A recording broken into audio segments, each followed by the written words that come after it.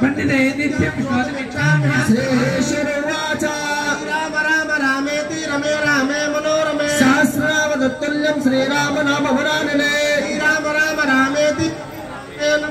सहस्रावतुल्यं श्रीराम नाम वरानने राम राम रामेति रमे रामे मनोरमे सहस्रावतुल्यं श्रीराम नाम वरानने राम नाम वरानन ओम नमः ब्रह्मवाच अनंताय सहस्र